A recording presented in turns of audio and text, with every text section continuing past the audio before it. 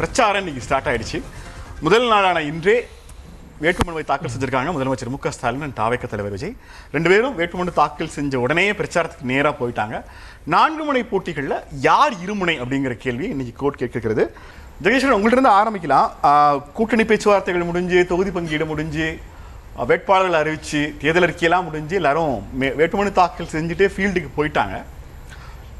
Election fever ஜனவரி பிப்ரவரியில் ஆரம்பித்த புள்ளியிலிருந்து இப்போ யோசிச்சு பார்த்தா ஏதாவது இந்த டிராவலில் மாற்றம் நடந்திருக்கா? ஏதாவது சிக்னிஃபிகண்டான முன்னேற்றம் இல்லை பின்தங்குதல் ஏதாவது நடந்திருக்கா? இல்லை எதிர்பார்த்த மாதிரி தான் எலெக்ஷன் போகுதா? இல்லைங்க, நீங்க ஒரு நெரேட்டிவ தமிழக வெற்றி கழகம் அன்னையில இருந்து இன்னைக்கு வரைக்கும் செட் பண்ண முயற்சி பண்ணிட்டே இருக்காங்க. என்னன்னா, இந்த களம் என்பது திமுகவிற்கும் தாவேக்கிற்குமான களம். அதுதான் இன்னைக்கு கூட விஜய் அவர்கள் அவருடைய பெரம்பூர் தொகுதியிலையும் சொல்றாரு. அதற்கு அடுத்தபடியாக குளத்தூர் நடிச்சு தான் பேச முடியுது, அப்பயே அதான் சொல்றாரு. நேற்று நடந்த வேட்பாளர் அறிமுக கூட்டத்தில் அதான் சொல்றாரு. எல்லா இடங்களும் அதான் சொல்லிட்டே இருக்காரு. ஆனா உண்மையில் களம் அப்படித்தான் இருக்கின்றதாங்கிறது ஒரு மிகப்பெரிய கேள்வி. ஏன்னா, ஒரு பக்கம் நீங்க பார்க்கின்றோம், எடப்பாடி பழனிசாமி அவர்கள் முன்கூட்டியே என்ன சொல்ல போனா போன வருட கடைசியிலேயே அவர் பிரச்சாரத்துக்கு போக ஆரம்பிச்சாரு. ஏன்னா மழை எல்லாம் ஆரம்பிச்சதுனால சீக்கிரமா போறேன்னு சொல்லிட்டு 2 சுற்று முடிச்சு இப்போ 2வது சுற்றுல கிட்டத்தட்ட 153 தொகுதிகளுக்கு மேல போயிட்டார். கட்டமைப்பு ரீதியாக நீங்க பார்த்தீங்க என்றால் திமுக அதிமுக தான் மேட்ச் பண்ண முடியுமே தவிர தாவேக அந்த ஸ்பேஸ்ல இல்லவே இல்லை. விஜய்ங்கிற ஒரு தனிநபர் ஒரு கிரௌட் புலரா இருக்காரு, ஒரு பெரிய சினிமா ஸ்டாரா இருக்காரு. அப்ப ஆப்வியஸ்லி அவருக்கு கிரௌடு வருது, அதை பார்க்க முடிகிறது. அதை வச்சுக்கிட்டு பல நேரங்கள்ல மீடியாவும் இல்ல சோசியல் மீடியாலையும் விஜய்க்கும் இது ஸ்டாலின் அவர்களுக்கும் நடக்கின்ற போட்டி, திமுகவிற்கும் தாவேகளோட போட்டி அப்படிங்கிற நரேட்டிவ் தொடர்ச்சியா செட் பண்ண முயற்சி பண்ணிட்டே இருக்கிறாங்க. ஆனா இந்த சமீப காலத்தில் நீங்க பார்க்கலாம், நிறைய கேள்விகள் அவர் மேல எழுந்துகிட்டே இருக்கு. இன்னைக்கு கூட நீங்க பார்க்கும் பொழுது அவர் பெரம்பூர் போய் பேசுறாரு. எல்லாரும் எதிர்பார்த்து சொல்ற சொந்த கட்சிக்காரங்களை எழுதுறாங்க. ஆனா பெரம்பூர் பத்தி ஏதாவது பேசினா, நீ நேற்று ஸ்கிரிப்டை இன்னைக்கு ஏன்னா மறுபடியும் நீ ஒப்பிச்சிட்டு இருக்க அப்படின்னு சொல்லி கேட்கறாங்க. அவருக்கு பெரம்பூர்ல போய் என்ன பேசணும், குளத்தூர்ல போய் என்ன பேசணும், வில்லிவாக்கத்துல என்ன பேசணும், ஏன்னா ஸ்கிரிப்ட் தனித்தனியே கொடுக்காம ஒரே ஸ்கிரிப்டை கொடுத்து சார் இதை மட்டுமே நீங்க மெயின்டைன் பண்ணிக்கோங்க சார், இதுமே போதுமானது சொல்லிட்டாங்களாங்கிறது தெரியல. அவரும் அதை நல்லா மனப்பாடம் பண்ணனால ஒரு 4 இடத்துல நம்ம பேசலாம்னு அவர் போயிட்டு இருக்காரு. அது ஒர்க் அவுட் ஆகாது. நீங்க இப்ப குளத்தூருக்கு முதல்ல ஸ்டாலின் போறாங்க, குளத்தூருக்கு தாம் என்ன செஞ்சிருக்கோம், அடுத்ததாக என்ன செய்ய போறோம்னு சொல்லி பேசுவார். எடப்பாடி பழனிசாமி இன்னைக்கு வேற ஒரு தொகுதியில பேசிட்டு இருக்காரு அப்படின்னா, நீங்க தூத்துக்குடியில பேசிட்டு இருக்காரு, தூத்துக்குடி சார்ந்த பிரச்சனைகள் என்ன, இதற்கு முன்னாடி நாங்கள் செஞ்சது என்ன, அடுத்த செய்ய போறது என்ன அப்படிங்கிறத சொல்லி பேசுவோம். விஜய் ஒரே ஸ்கிரிப்டே போதுமானதாக இருக்கும் அப்படின்னு ஒரு பார்வையில போறாரு. அதே கூட நிறைய இடங்கள்ல பேக் ஃபயர் ஆகுதுன்னு நான் பார்க்கின்றேன். வேட்பாளர்கள் அறிவிப்புல கூட பாருங்க, இவங்க கொடுத்த பில்டப்ங்கிறது 1 மணி நேரத்துல 10,000 வேட்புமனுக்களை வித்தோம், 5 மணி நேரத்துல 50,000 வேட்பாளர் வித்தோம்னு சொல்லி சொன்னாங்க. நேற்று வரைக்கும் வேட்பாளர்களே வராம கடைசி கட்டத்துல திமுக அதிமுக அமமுக யாரும் தான் தூக்கி உள்ள போடு, எப்படியாவது நம்ம வேட்பாளர் அறிவிச்சு அப்படின்னு ஒரு இக்கட்டான சூழ்நிலைக்கு போறாங்க. அதுல யாரு கஞ்சா கடத்துறவன், யாரு ஜாமீன்ல வந்தவன், யாரு ஜாதி வெறியன் அப்படிங்கறத எந்த விதமான பாரபட்சம் இல்லாம, ஏன்னா விஜய் நேர்காணல்ங்கிற விஷயமே பண்ணல. நம்ம 2 கட்சிகளை பார்த்தோம், நேரடியாக நேர்காணல் பண்ணதை பார்த்தோம், வீடியோ பார்த்தோம், போட்டோஸ் பார்த்தோம். ஆனா தாவேகள்ல இருந்து வரல, செய்தி தகவல் வந்தது 60 பேர் நேர்காணல் பண்ணாரு. எப்படி இப்ப பண்ணாரா, நீலாங்கரையில இருந்து கிளம்பினாரு, பனையூருக்குள்ள போனாரு, ஆனா 2ல என்ன நினைச்சு தெரியாது அப்படிங்கிற மாதிரி தான் இருக்கு. சோ அதனால நேர்காணல் கூட யாருமே பண்ணல, நானே பர்சனலா தேர்ந்தெடுத்தேன்னு சொல்லி சொல்றாரு. சில மாவட்ட செயலர்கள் பெயர் மட்டும் தான் தெரிந்திருக்குமே தவிர மற்றவர்களுக்கு பெயர் கூட அவருக்கு தெரியாது. இன்னைக்கு கூட பாவம் BS பாபு அவர் பிரபுன்னு சொல்லி சொல்றாரு. அது சில நேரங்கள அவர் தவிர்த்துட்டு போலாம். பட் ஆனா நான் சொல்ல ஒரு விஷயம்ங்கிறது, அவருக்கு உண்மையிலேயே யார் பாபு, யார் பிரபு, யார் ஏதோ தொகுதியில நிக்கிறாங்க, அவங்களுடைய பர்சனலான விஷயங்கள் என்ன, அவங்களுக்கு நம்ம என்ன சொல்லி பேசணும், குளத்தூர்ல போய் என்ன பேசணும், வில்லிவாக்கத்துல என்ன பேசணும், அடுத்தடுத்து ஒருவேளை வெவ்வேறு தொகுதிகளுக்கு போனா, வெவ்வேறு மாவட்டங்களுக்கு போனா அந்த தொகுதியில என்ன பேசணும் அப்படிங்கறதுல அதுல பெரிய ஒரு லாகிங் இருக்கு அப்படிங்கிற பார்க்கிறேன். கட்டமைப்பு ரீதியாகவும் நீங்க அந்த களத்திற்கு போகும் பொழுது தேர்தல் நாள் அன்று திமுக 10 பேர் இருப்பாங்க, அதிமுக 10 பேர் இருப்பாங்க. விஜய் கட்சியில தேட வேண்டிய சூழல் தான் ஏற்படும். ஏன்னா பூத் கமிட்டி நிர்வாகிகள்லாம் இல்ல. மேபி பெரம்பூர்ல கொஞ்சம் பேர் இருக்கலாம், வில்லிவாக்கத்துல இருக்கலாம். இந்த தலைவர்கள் ரொம்ப தெளிவா இந்த சென்னையில நம்ம எல்லாத்தையும் இங்கே உட்காந்துக்கலாம், நம்ம ரொம்ப தூரம் கூட போக வேண்டாம் அப்படிங்கிற அந்த அளவுக்கு தெளிவாக அந்த கட்சியெல்லாம் வேலை பார்க்குது. அந்த இடங்களில் தான் பார்க்கவில்லை தவிர மாவட்டங்களுக்கு பயணிக்கும் பொழுது மாவட்ட ரீதியாக அவரெல்லாம் மிகவும் கஷ்டப்படக்கூடிய சூழலும் வாய்ப்பும் தான் இருக்கிறது. அந்த களம் என்பது இது திமுகவிற்கும் அதிமுகவிற்கான களம் தான், சொல்லப்போன என்டிஏவிற்கும் திமுக கூட்டணிக்குமான களமாகத்தான் இது போய்கொண்டிருக்கிறது. அப்படித்தான் இந்த தேர்தல் என்பது போகும்.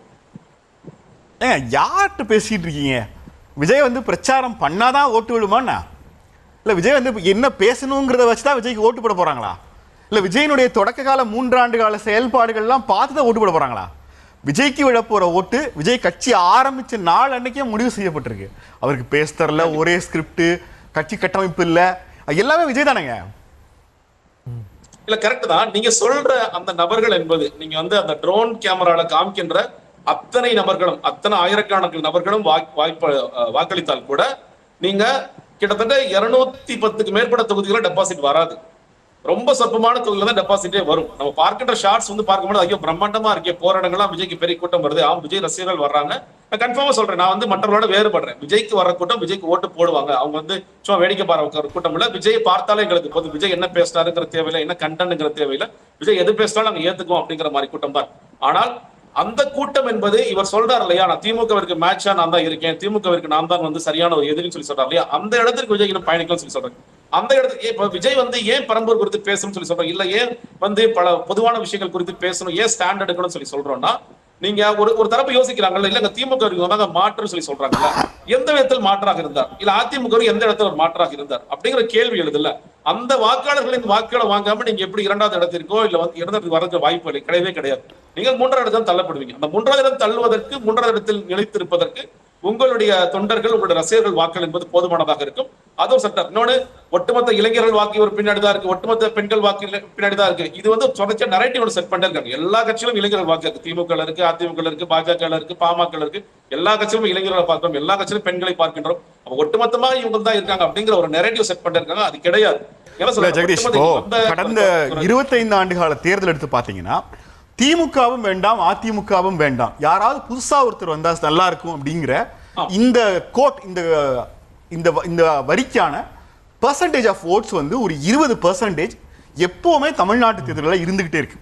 அது விஜயகாந்தா, வைகோவா, கமலா, நிறைய பரிமாணங்கள் அடைஞ்சிருக்கு. ஆனா நாம் தமிழர் சீமானா. ஆனா இந்த தேர்தலில் திமுக வேணாம், அதிமுக வேணாங்கிற புள்ளிய ரொம்ப சரியா ஒரு புள்ளியில ஷார்ப்பா குவிக்கிற இடத்துல விஜய் வந்து உட்கார்ந்துருக்காரு. விஜய் என்ன பேச போறாரு, என்ன எழுதுறாரு, அவர் கட்சி நடத்துறாரா, கட்டமைப்பு இருக்கா, பூத் ஏஜென்ட் இருக்காங்களாங்கிறதெல்லாம் தாண்டி தமிழ்நாட்டில் இவ்வளவு பாப்புலரிட்டியான ஒரு மேக்னெட் மாதிரி அவர் தெருவுக்குள்ள போனாருன்னா மக்கள் சாரையா வந்து விழுகுறாங்க. இனிமேல் விஜய் மாதிரியான ஒரு திமுக அதிமுகவுக்கு மாற்றுன்னு இன்னொரு வர முடியுமான்னு தெரியாத அளவுக்கான நபர் விஜய். அப்போ இந்த திமுக வேணா அதிமுக வேணாங்கிறவங்களோட இந்த 20% விஜய்க்கு போகாதுன்னு ஜெகதீஸ்வரன் சொல்றாரா? இல்லங்க, அந்த பெர்சன்டேஜ்ல நான் வந்து டிஃபர் ஆகுறேன். 20% நீங்க சொல்றீங்க இல்ல, ஏன்னா அதுல தான் தாவேகா சொல்ல 20% நான் சொல்லல. தமிழ்நாட்டு வாக்காளர்கள் எப்பவுமே திமுக அதிமுக வாங்கின வாக்க கூட்டினீங்கன்னா ஒரு 80-85 வந்துருது, இல்லைன்னா 80ல நிக்குது. 15ல இருந்து 20% திமுக வேணாம் அதிமுக வேணாங்கிற மைண்ட்ல எப்பவுமே இருக்காங்க. ஆமா, அதை ஒத்துக்கிறேன். அதாவது நீங்க அந்த 15ல 20% வெளியே நிக்குதுங்கிறது, அந்த 20%க்குள்ளதான் சீமான் வர, சீமான 8% எஸ்டாப்ளிஷ் பண்ணிருக்காரு.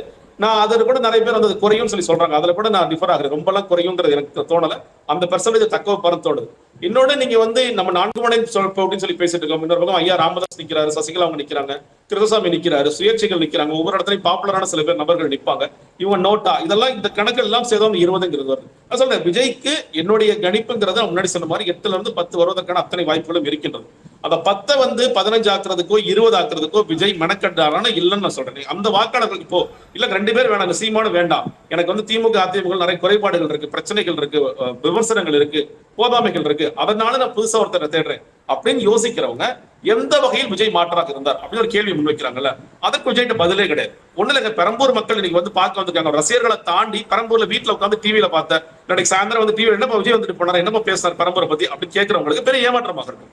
குளத்தூருக்கு வந்தாரு, குளத்தூர் 2 நிமிஷம் தாங்க பேசினாரா, அவருக்கு வந்து நிறைய பிரச்சனைகள் இருந்தது. ஓகே, 2 நிமிஷம் வந்து குளத்தூரை பத்தி பேசினாரா, இல்ல வில்லிவாக்கத்துக்கு போக முடியல, நான் சரி ஓகே பிரச்சனைகள் வந்து பர்மிஷன்.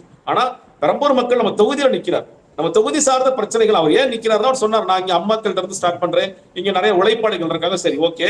பெரம்பூர் மக்களுக்கு பெரம்பூர்ல ஏன் சூஸ் பண்றீங்க நீங்க வந்து ரொம்ப காஸ்ட் நியூட்ரல், ரிலிஜியஸ் நியூட்ரல் நானே பேசிட்டு இருந்தேன். ஆனா அது கூட இல்லங்கிறது எனக்கு தெரியும். திருச்சி கிழக்கையும் பெரம்பூர் நீங்க சூஸ் பண்றதுல கூட அந்த கணக்கிலும் சேர்ந்தா இருக்கு நான் பார்க்கின்றேன். அப்படி இருக்கும்போது பெரம்பூர் சார்ந்த பிரச்சனைகளை என்ன பேசினாரு இன்னைக்கு சாயந்தரம் உட்கார்ந்து பார்க்கின்ற பெரம்பூர் மக்கள், நாளைக்கு திருச்சி வந்தா அவர் என்ன பேசுவார், திருச்சி கிழக்கு வந்து என்ன பேச போறான்னு பார்க்கின்ற மக்களுக்கு பெருந்த ஏமாற்றமா இருக்கும்.